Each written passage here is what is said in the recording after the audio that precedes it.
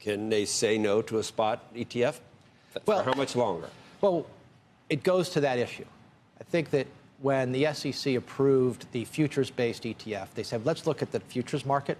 We see the surveillance. We see the protections in that market for the end investor that are sufficient. We don't see them in the spot market, so we're going to make that distinction.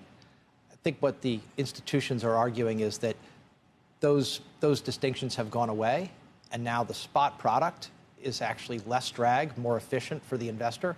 So if there's not that delta in regulation, not that delta in what I could say efficacy, the spot should be approved. That's the argument that's going on right now. Look, the regulatory process, whether it doesn't matter. It's been a while already. It's been a while already. What I would say is this: if they're right, that you can demonstrate that the spot market has similar efficacy to the futures market, it would be hard to resist approving a Bitcoin ETF. In my opinion, the long story short here is that none of these regulators have any freaking clue what in the world they're doing when it comes to crypto. We've got in front of us here the ex-SEC chairman stating stuff that goes against the current SEC. But he's the guy that, for example, went after Ripple, who then later stated that they shouldn't be bringing up crypto cases. It's the funniest thing ever. Well, I guess it's funny if you love pleasure, but hey, I didn't mean pleasure, I meant pain.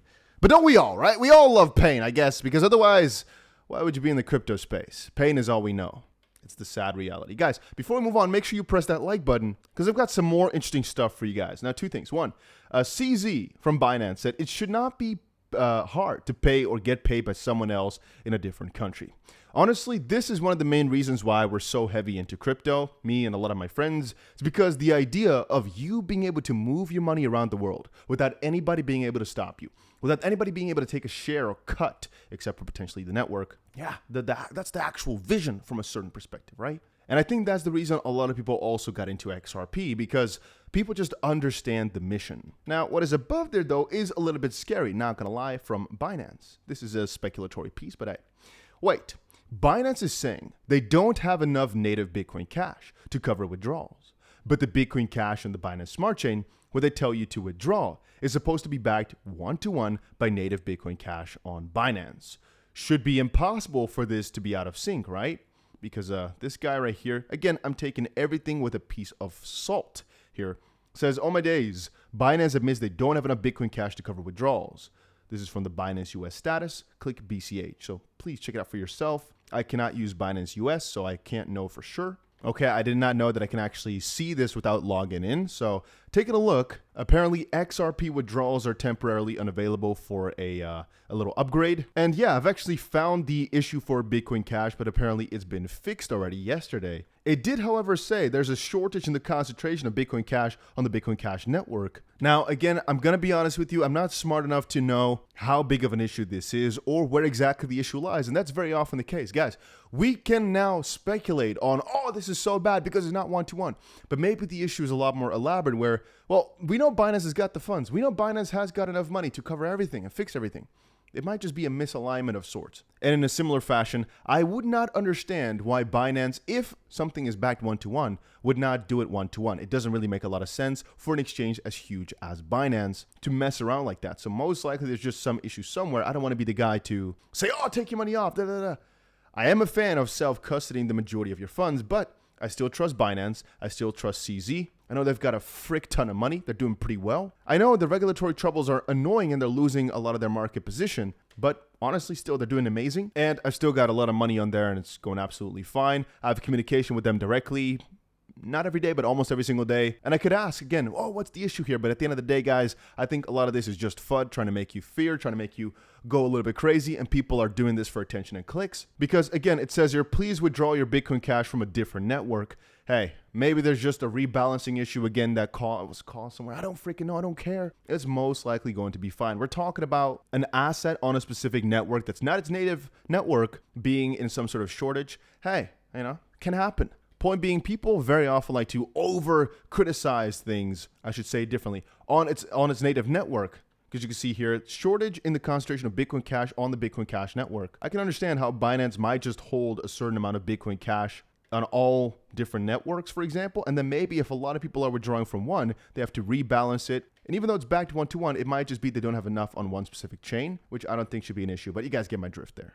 One additional interesting piece is Aaron Wise here coming in and saying, anyone else following this developing story, which is an interesting term, about Ethereum Genesis block era wallets and China owning a majority of the ETH supply? Just beginning my research, and well, people have divin deep into all this.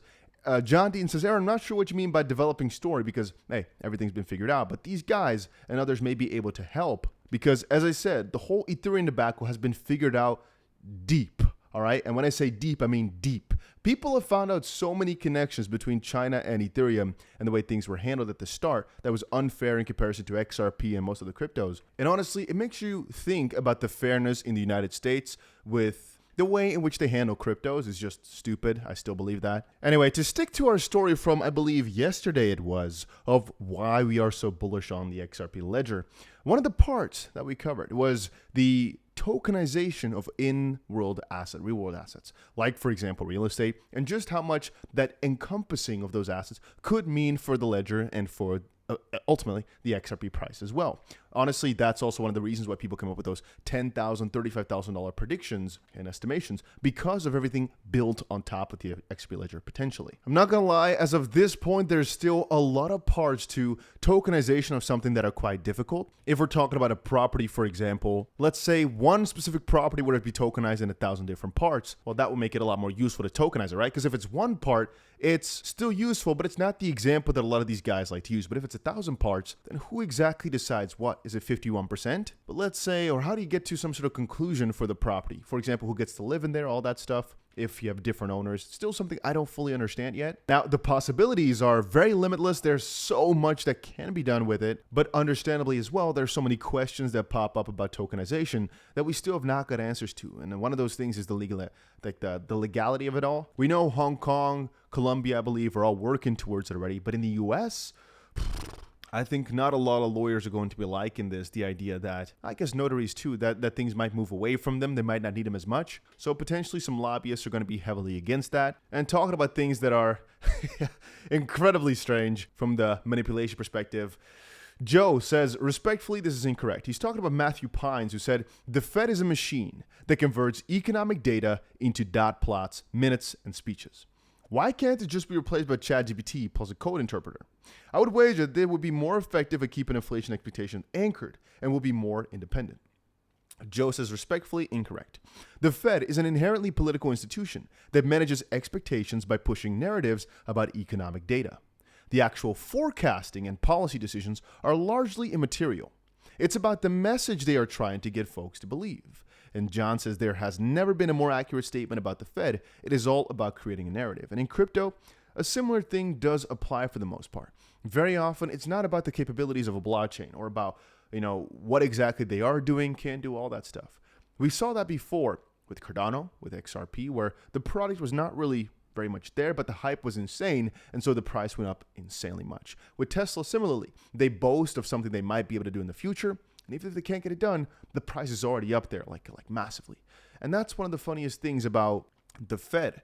It's not really about what they've done or what they can do, what they might do. It's about what they say about those specific decisions or thoughts, because that gives people something to think about and something to act upon.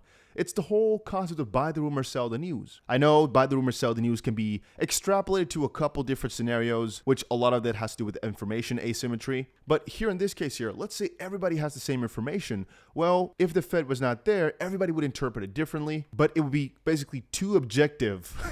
It's about this narrative of, we don't know for sure. It's about, this might happen. We're thinking this is going to happen. That keeps people in basically a certain state, a certain flow, a certain mindset that they deliberately want. It's been built this way over the last century. It's not like this just came up from the ground yesterday. And a similar thing can be said about the interest rate, the debt, all those parts. It's not as if this was made yesterday. Objectively, I think everybody knows that we're in a shitty situation. But a lot of the numbers, they look pretty good. Interest rate doesn't look that crazy. Inflation doesn't look that crazy. But then when you start to really look at, for example, here, Dr. Martin, his book, who said, the next 6 months will bring the reckoning. Americans are already struggling to make mortgage payments. Wait until the credit card crisis hits.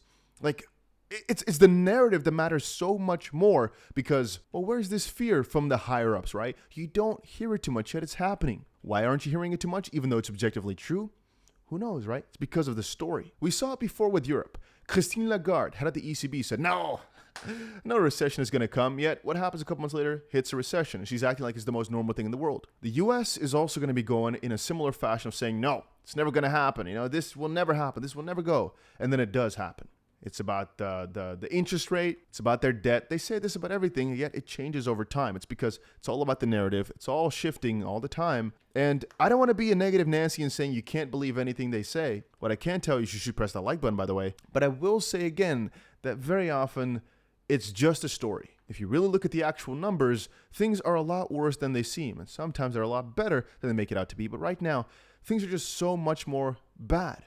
And that's, again, why a lot of us are getting into crypto right now for the next couple of years at least, because, well, the major situation in the US just doesn't look good. I'm still a big fan of fiat for most things out there. I don't have much fiat, but still for a lot of people, it's the way to go. But as long as you understand that it's basically being screwed with every single day, it's being manipulated all the time, and it's basically something that will always forever go down as time progresses. As long as you understand those parts, cashing out to fiat is fine. But understand that it is going down every single time you look at your bank account. Every single time you look back, boom, it's gone down a little bit more. As long as you understand that, you're fine. And as long as you understand that as long as you're holding their currency, you're essentially never free. But hey, those are just my thoughts. Hopefully you guys enjoyed it. But most importantly, guys, make sure you put the notification bell on for in case something crazy happens. All right. And also, I said this very often, but join the Discord. A link for that is down below. It's just a cool place where we like to hang out, chill, and chat. And I recommend you guys to check it out. And yeah, that's about it for this video. See you guys later in another one.